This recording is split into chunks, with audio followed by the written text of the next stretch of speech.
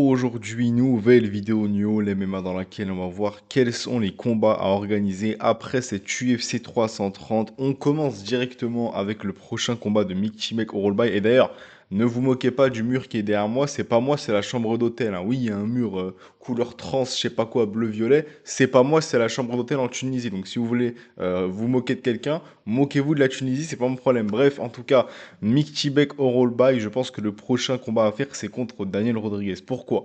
Même si Mick Chimek au rollby vient de perdre son combat, il s'est fait soumettre littéralement vers la dernière seconde du combat. Mais il faut dire la vérité, il a quand même maîtrisé Jeremiah Wells sans aucun problème pendant tout le combat. Et je pense qu'après avoir fait une performance aussi dominante de A à Y, mais que au Z tu te fais battre, je pense qu'il mérite quand même un tout petit step-up. Donc le mettre contre Daniel Rodriguez qui vient justement, si je me souviens bien, de quitter le classement du top 15 et qui doit être donc aux portes du top 15, je pense que c'est l'un des combats les plus logiques à faire parce qu'on sait tous que Daniel Rodriguez, il a à chier et je pense que le faire combattre contre Mick Tibek au rollby pour nous faire un combat déjà qui est hype, hein. Honnêtement, moi tu me dis ce combat il est annoncé, je suis content. Bon, pas en main event de Fight Night, mais tu mets ce combat dans une main card d'une Fight Night ou tu le mets dans les préliminaires, tu vois, d'un UFC numéroté, honnêtement, c'est un très bon combat. Donc je pense que ça peut être un très très bon combat organisé. Mais pour le gagnant de ce combat, je pense que mettre Jeremiah Wells contre Yoel Alvarez, c'est quelque chose d'assez logique. Parce que Yoel Alvarez, il vient de venir en short notice contre Chidi Njokuani. Il avait juste à faire des takedowns. Le combat était terminé. Sauf que comme un teubé, il s'est dit, bah tu sais quoi, je suis Yoel Alvarez, je suis assez bon partout. Je vais aller faire du striking contre un pro du Muay Thai. Bah super, t'es super intelligent toi, donc du coup il s'est fait malmener pendant 3 rounds, hein, 30-27.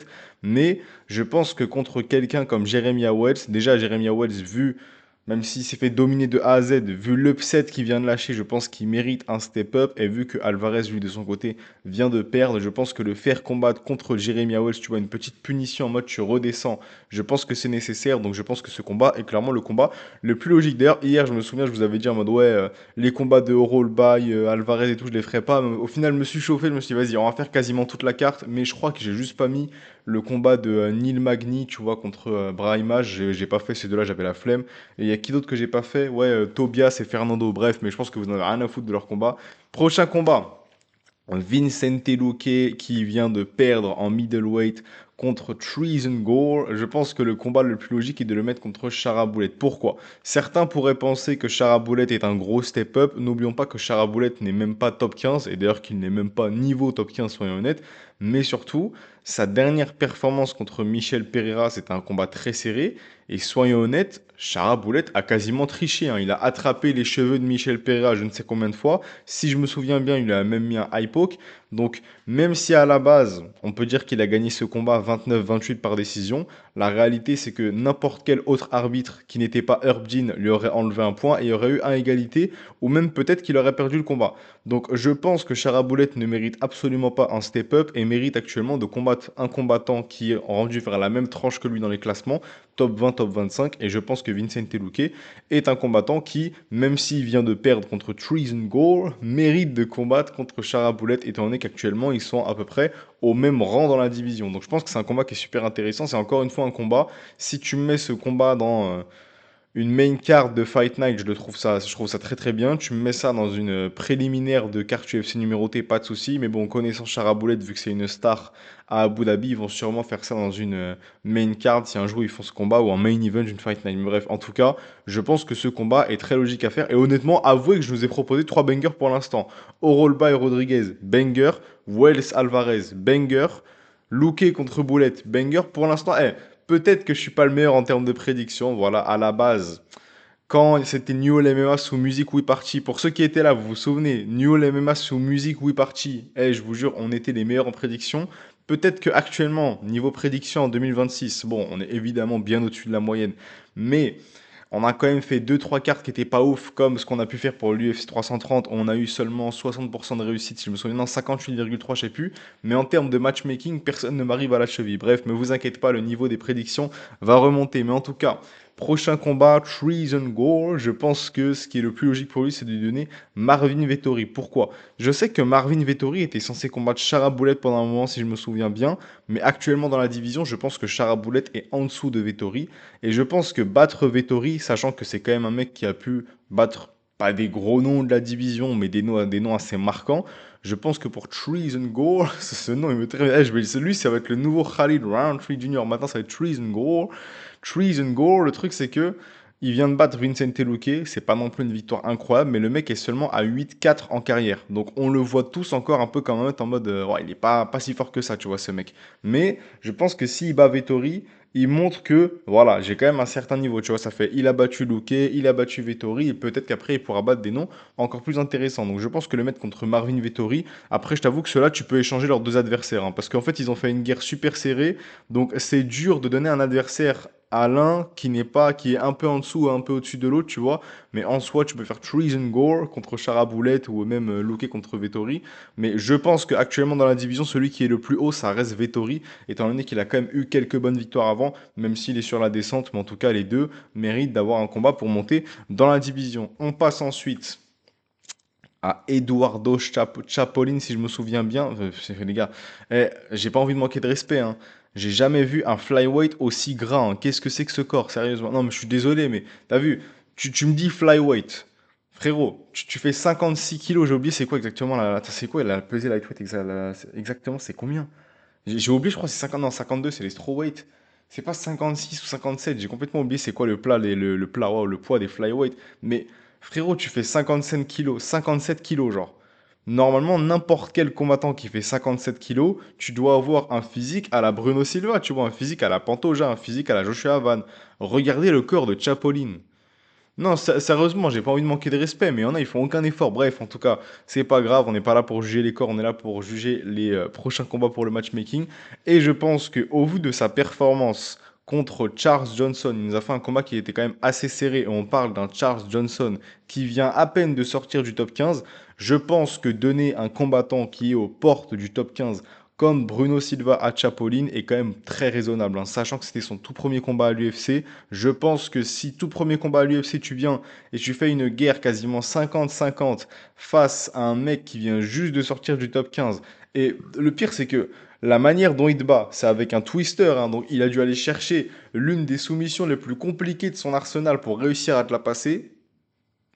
Je pense qu'il mérite de combattre contre Bruno Silva qui lui aussi est aux portes du top 15. Et honnêtement, ce combat serait un banger. Avouez que j'ai proposé que des bangers, hein. Banger, banger, banger, banger, banger.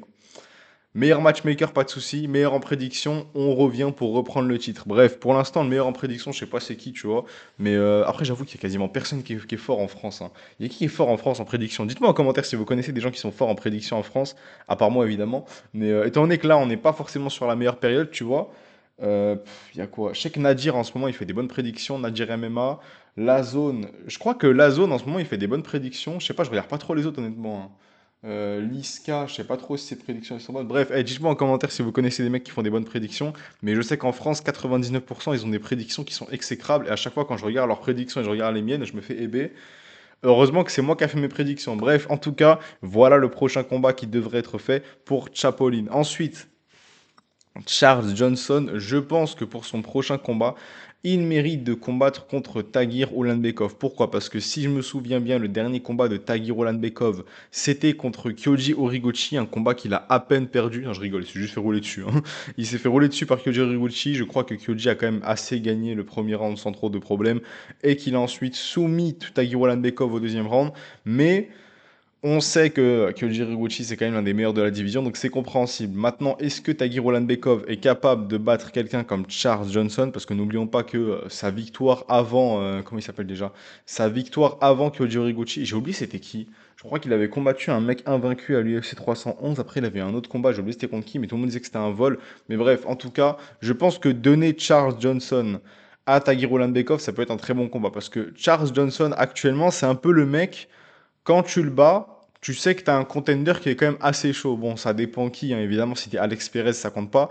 Mais on a bien vu que Joshua Havan, il s'est fait péter. On a bien vu que, comment il s'appelle déjà, Lonnie Cavana, il s'est fait péter. Tu vois, même des futurs champions, ils se font un peu fumer par Charles Johnson. Et on a bien vu ce que Alma Baya va réussir à lui faire. Et je pense que si on fait ce combat, soit Tagir Bekov va réussir à le maîtriser, soit Charles Johnson va réussir à lui mettre un énorme coup, ce qui va défourailler le menton de Tagir Bekov, qui est, pour être honnête, déjà pas exceptionnel. Mais de toute façon, Tagir, il faut vraiment qu'il monte en bantamweight, hein. Le frérot cut beaucoup trop de poids. Il ressemble littéralement à un squelette à chaque pesée. Mais en tout cas, l'UFC, faites-nous Charles Johnson contre Tagir Bekov. Et les gars, peut-être que meilleur en prédiction pour l'instant, le titre, je le mets de côté parce qu'actuellement, voilà, UFC 330, on n'a pas été très bon. UFC Belgrade, on a été très bon, pas de souci.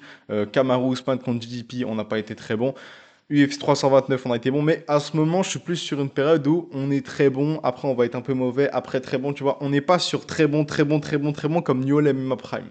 Donc, le meilleur en prédiction, mettons le titre de côté pour l'instant. Pour l'instant, je dois reposer un peu la couronne pour la donner aux petits jeunes. Mais, en termes de matchmaker, qui m'arrive à la cheville? Qui? Tu vois, en France, personne. Banger, banger, merde. Banger, banger, banger, banger. Prochain combat. Bon, c'est celui qu'on a vu tout à l'heure, hein, Alvarez contre Wells, mais je voulais quand même le remettre histoire de vous le rappeler. Voilà, Alvarez doit combattre contre Jeremy Wells. C'est bon, c'est bien ancré dans le crâne. Allez, on passe au prochain combat. Meilleur matchmaker, c'est une singerie, frérot. Chidi Njokuani qui vient de battre Yoel Alvarez. Je pense qu'il qu'il mérite de combattre contre quelqu'un qui est à peine top 15, voire porte du top 15. Ça dépend du classement que tu prends. Si tu prends le classement méta, je crois qu'il n'est pas top 15. Mais si tu prends le vrai classement, je crois qu'il est top 15 ou c'est l'inverse, je sais plus. Mais je crois qu'il est exactement top 15, Kevin Holland. Et sachant que Njokuani vient de battre Yoel Alvarez, je pense que c'est un combat assez logique à faire, hein. Si je me souviens bien, les deux n'ont jamais combattu, même si Kevin Holland a déjà combattu quasiment tout le roster UFC. Mais je crois que ces deux n'ont jamais combattu et ça pourrait être un combat super intéressant parce qu'on sait que il est un peu bon partout, Kevin Holland, mais il est capable de te soumettre s'il a vraiment besoin. Et Njokuani, on sait que, voilà, Muay Thai, pas de souci, il est là, hein. Si c'est un combat de striking, il va sûrement rouler sur Kevin Holland. Mais une fois que Kevin Holland l'emmène au sol, qu'est-ce qui se passe? Tu vois? Donc je pense que ça peut être un combat super intéressant. Et comme je vous l'ai dit, un meilleur matchmaker, regardez-moi ces combats. Mais waouh, mais oh mon Dieu, mais je suis vraiment trop fort. Bref, en tout cas, donnez-moi Njokuani contre Kevin Holland. Et honnêtement, j'aimerais trop que ce combat se fasse. Ça, c'est typiquement le genre de combat, tu vois, que tu as dans les prélims d'une carte du genre UFC 332, combat en préliminaire, tu vois. Ça, c'est un combat intéressant. D'ailleurs, la carte de l'UFC 333, demain, je serai en France, normalement c'est bon, j'aurai bien connexion et tout. Je vais pouvoir vous faire ma vidéo réaction pour cette UFC 333 et qu'est-ce que je suis hype, hein. Déjà que l'UFC 331, la carte elle me hype de fou. UFC 332, j'ai aucune idée de ce qui va se faire, mais UFC 333, qu'est-ce que je vais me régaler. Bref, en tout cas, donnez-moi ce combat. Peut-être pour l'UFC 332, je sais pas, ou en pré-préliminaire de l'UFC 333, soyons fous. Bref, en tout cas, prochain combat.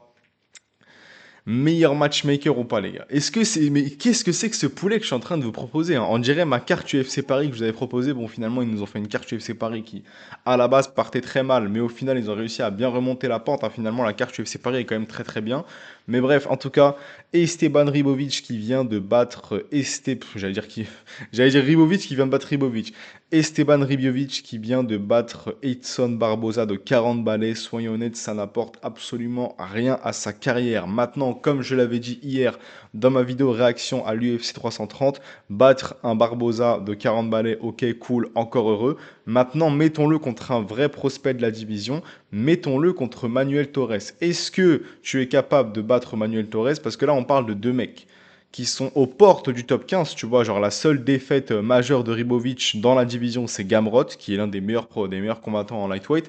Et de l'autre côté, tu as Manuel Torres qui lui a perdu contre Fiziev. Donc ils ont tous les deux perdu contre un très bon combattant lightweight, tu vois.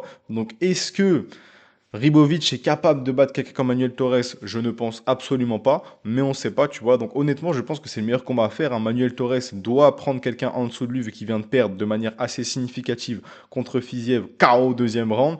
Et de son côté, lui, Ribovic vient juste de gagner contre un Barboza de 40 balais, encore heureux. Donc il mérite un mini step-up et je pense que juste au-dessus de lui, tu as quelqu'un comme Manuel Torres. Bref, ce combat est un banger. Donnez-nous ça dans une main card de Fight Night, tu vois, un truc comme ça. Ou même, honnêtement, si tu mets ça dans une main card de pay-per-view, honnêtement, aucun problème, tu vois. Tu me mets ça dans une main card d'un UFC 332, pas de souci. Bref, mais je sais pas pourquoi. UFC 330, c'était à chier. UFC 331, c'est banger, c'est stack de fou. UFC 333, c'est banger, c'est stack de fou. Je sens que l'UFC 332, malheureusement, la carte, ça va être un peu comme l'UFC 336 et qu'on va avoir une 326, pardon, et qu'on va avoir une carte assez gaze. Mais j'espère me tromper. On verra quand est-ce que l'UFC va nous annoncer l'UFC 332. Mais en tout cas, soyez là demain quand je vais parler de l'UFC 333 et que je vais réagir à tous les combats. Bref, prochain combat. Mansour Abdulmalik, j'avoue que c'est l'un des seuls combats qui est vraiment gaze de la vidéo. Mansour Abdulmalik qui vient de se faire rouler dessus par Dustin Stoltzfus. Donnez-lui Michal Oleksiejczuk, je sais pas comment on dit son blaze, mais en tout cas, bref, c'est un combat qui est assez gaze, j'avoue, donc on va parler très rapidement. Je pense que Mansour Abdulmalik lui roule dessus et qu'il a juste eu une très mauvaise nuit lors du combat contre Dustin Stoltzfus. Mais je pense que contre Michal Oleksiejczuk, je sais pas comment on dit son blaze de con là, je pense que Mansour Abdulmalik lui fait du sale, mais c'est un combat qui est à chier, faut dire la vérité. Maintenant, on a un autre combat qui est un peu à chier. Faut dire la vérité, ces deux combats, c'est les seuls combats pourris de la vidéo. Mais en tout cas, je pense que Dustin Stoltzfus, wow, vu la performance. En même temps, son blase de con, comment tu veux que je bégaye pas, frère? Oh, Michal Oleksiejczuk, on comprend rien. Dustin Stoltzfus, c'est quoi ça, frère? Bref, Dustin, voilà, voilà, Dustin, on va juste appeler Dustin, là, ton vieux nom. Dustin contre. Même lui, son nom là, Young Jong Park, je sais pas quoi, j'ai oublié, frère. Ah, si on clip ça, on va me prendre pour un gros racelard, mais en même temps, c'est quoi ces blases, frérot? Je suis là, je fais une vidéo. Mansour Abdul Malik, Michal Oleksting, ding, ding, je comprends rien, frère. Dustin Stoltzfus, Song Young Park, c'est quoi? C'est l'alphabet la vidéo, bref. Dustin Stoltzfus contre. J'ai oublié son blast. Bref, Young Park, je sais pas quoi. Bref, faites-nous ce combat. Ce combat, il a chier. De toute façon, voilà, cassez-vous. Voilà, merci.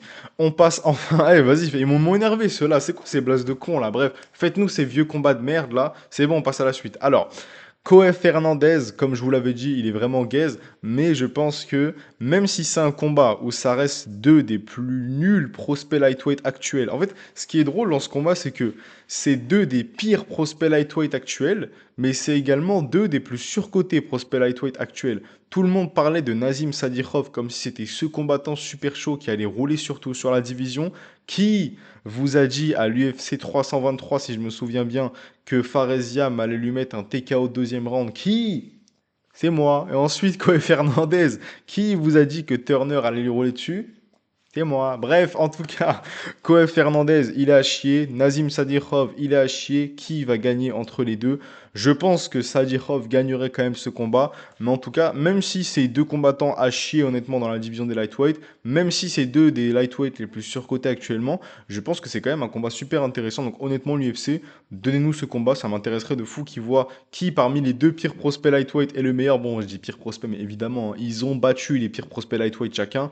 Mais quand je parle de prospects, je parle de mecs qui ont quand même un minimum de potentiel. Tu vois, genre les mecs qu'ils ont battus, c'est des mecs qui ont zéro potentiel. Mais en tout cas, je pense que c'est un combat très intéressant, même si les deux ne seront jamais probablement top 15. Bref, bookez-moi Koef Fernandez contre Nazim Sadikhov. On passe au prochain combat de Jalil Turner. Et voyons voir si la malédiction de Drew Dober va continuer. Parce qu'il y a il y a une petite vanne qui est un peu drôle. Bon, ça va, on rigole, hein, c'est pas non plus méchant. Mais bizarrement, à chaque fois que tu mets Drew Dober contre un noir, il gagne par KO. Voilà, faut dire la vérité, c'est pas moi qui l'a dit, mais bizarrement, à chaque fois que tu mets Drew Dober contre un blanc, le combat il est normal, mais quand tu le mets contre un Renoir, Drew Dober il est motivé, il est là pour faire du sale. Bon après il a dit lui-même, hein, c'est juste que voilà c'est son style de combat, c'est pas qu'il est raciste ou quoi, et même lui d'ailleurs il déteste justement cette vanne, hein, parce que de ce que j'ai compris, même des enfants, tu vois, dans la classe sa fille ou son fils, ils disent ouais c'est pas toi, ton père c'est un gros racelard qui tabasse des noirs à l'UFC, bref t'as compris, ça le prend pour un gros racelard alors que ce mec lui-même c'est le premier à être super sympa et tout, genre c'est un mec ultra respectueux, donc évidemment on rigole, mais même lui il le prend très mal ce truc de dire que ouais Drew Dober c'est le mec qui tabasse des noirs, bref voilà, la phrase de fou, si on clip c'est bon, je suis dans la merde, mais en tout cas, Jalin Turner, je pense que au vu de sa performance contre Koef Fernandez, il mérite un petit step-up. Est-ce qu'il mérite d'aller dans le top 15? Je ne pense pas. Mais est-ce qu'il mérite de combattre quelqu'un qui est genre top 20, top 25 comme Drew Dober? Je pense que oui. Je pense que ça pourrait être un combat super intéressant, sachant que, comme je vous l'ai dit, il y a un peu cette petite vanne, tu vois, qui tourne que Drew Dober, c'est impossible qu'il perde contre un noir, même si je pense que c'est clairement possible. Hein. Mais je pense que ce combat serait très serré. Je sais plus du tout si on l'a déjà eu. Je crois qu'on l'avait déjà eu une fois. Je sais plus du tout. Je sais plus si c'était avant UFC. J'ai complètement oublié, frérot. Mais en tout cas, bref, je pense que Jalin Turner contre Drew Dober pourrait être, en tout cas en 2026, s'il y a déjà eu ce combat, parce que j'ai complètement oublié, un combat super intéressant actuellement. Mais en tout cas, je pense que si je devrais choisir un gagnant, le problème c'est que Fernandez il pue la merde, hein, donc c'est difficile de dire que Jalin Turner est fort. Pour l'instant, je dirais Drew Dober très légèrement, mais on verra bien. En tout cas, prochain combat. Gillian Robertson, je pense qu'il faut qu'elle combatte contre Alexia Tainara. Est-ce que c'est un combat qui est super intéressant? En toute objectivité, non, hein. En ce moment, j'ai remarqué que la base pour monter dans le classement UFC Strawweight, c'est juste de battre Amanda Lemos de je sais plus combien d'années, 36 ans si je me souviens bien. Il est vrai qu'Amanda Lemos, elle était forte. Actuellement, elle est clairement sur la descente. Et à chaque fois que quelqu'un la bat, ça devient un bon contender. Est-ce que ça veut dire, enfin, ça devient un haut contender. Mais est-ce que être haut contender chez les strawweight, c'est être forte? Je ne sais pas. En tout cas, on attend de voir ce que Delphine nous fera parce que c'est la seule française qu'on a dans la division, si je me souviens bien. Mais en tout cas, je pense que c'est un combat qui reste assez intéressant en strawweight. C'est pas non plus un banger. Mais si je devrais choisir un gagnant pour l'instant, je dirais quand même Robertson, hein, parce que la plus grosse comparaison qu'on a entre les deux, c'est le combat qu'elles ont eu chacune contre Amanda Lemos. De son côté, Robertson lui a roulé dessus. Et de l'autre côté, Alexia Tainara qui a combattu contre elle, je crois que c'était la semaine dernière, hein, à l'Apex Gamrot contre Salkill. On a bien vu que le combat était quand même assez serré. Et au vu de leur style de combat, quand tu vois le style de striking de Tainara, tu vois le sol de Tainara, je pense que Robertson lui ferait bouffer le sol avec tout le respect. Mais en tout cas, bouquez-nous ce combat. Comme j'ai dit, c'est pas non plus un banger, hein. Je sens que ce sera bien une décision un peu ennuyante, mais je pense que ça peut être quand même assez intéressant de voir comment est-ce que Robertson se débrouillera quand tu la mets contre une grappleuse qui est assez bonne, mais qui n'est pas Mackenzie Dern. Et quand je dis bonne, je parle du style de combat. Commencez pas à dire des trucs bizarres. Bref, en tout cas, prochain combat de Mackenzie Dern, bon, je pense que c'est logique, hein. C'est bien beau de défendre contre Robertson, qui est cinquième de la division, mais maintenant, on veut devoir défendre contre la number one contender, qui en réalité est juste la vraie championne de la division, qui a décidé de monter pour combattre contre Valentina Shevchenko. Faites-nous Mackenzie Dern contre Zhang Weili. D'ailleurs, je viens de remarquer un truc, c'est que, typiquement, qu'est-ce qui s'est passé lors de ce combat? Mackenzie Dern a battu la numéro 5 contender, Gillian Robertson. Est-ce que tu entends des gens dire, vu qu'elle a battu Robertson, ça veut dire qu'elle peut battre la GOAT de la division qui est Weili? Absolument pas, on est d'accord. Pour autant, tu as des gens, ils voient que Joshua Van, il bat Tatsuro Taira, qui n'est même pas niveau top 5, hein. Encore Robertson, elle est niveau top 5, mais Tatsuro Taira, Manel Capé le fume, Pantoja le fume, Brandon Royval l'a battu, il y a qui d'autre? Kyoji Horiguchi le fume, Almabayev le fume, enfin, des noms qui battent Tatsuro Taira, je t'en balance à la volée, tu vois. Donc Tatsuro Taira n'est même pas niveau top 5. Joshua Van a battu Tatsuro Taira.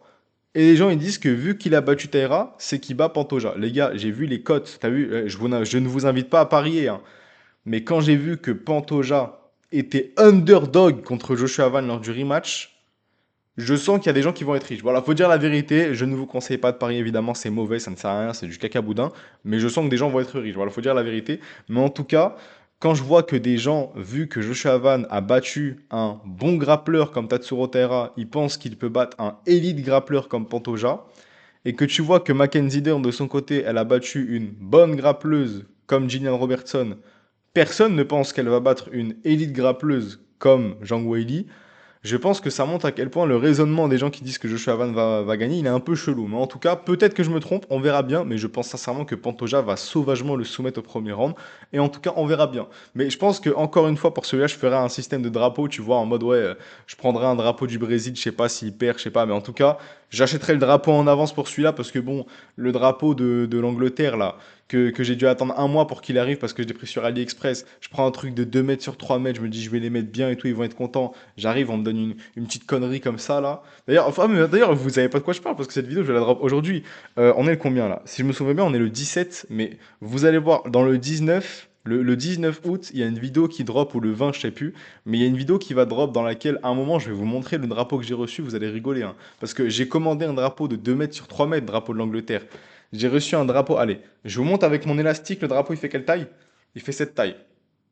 Genre, c'est un petit bâton comme ça, parce que là, je suis en Tunisie, je suis pas chez moi, mais c'est un petit bâton comme ça, avec un drapeau, genre, qui fait cette taille. Comment tu veux que je mette ça derrière moi, frérot? On le verra même pas si je le mets derrière moi dans ma chambre ou dans ma maison. Donc bref, en tout cas, c'est pour ça que soit j'essaierai de trouver un autre drapeau, je ferai un truc, mais en tout cas, on verra. Mais bref, en tout cas, mettez-nous Mackenzie Dern contre Zhang Weili pour que la GOAT, ma combattante préférée, puisse récupérer sa ceinture. Évidemment, mes deux combattantes préférées, pour ceux qui ont oublié, c'est Weili et Blanchfield. Bref. On passe à Ayan Gary. Je pense que le combat le plus logique pour Ayan Gary, de toute façon, je pense que vous avez vu mon short d'hier si vous regardez cette vidéo, ou mon TikTok, ou mon réel Insta, ça dépend où est-ce que vous me suivez. D'ailleurs, je dis jamais, allez vous abonner sur Insta. Je crois qu'on a 750 ou 760 abonnés actuellement. J'ai envie qu'on monte aux 1000 abonnés. Bon, il est vrai que sur mon compte Lounès, à la base, j'avais 20 000 abonnés. Le but, c'est qu'avec New MMA, on retourne aux 20 000 abonnés. Mais pour l'instant, on est à 750, ça avance doucement. Allez vous abonner sur Insta New MMA pour qu'on vise les 1000. Bref, en tout cas.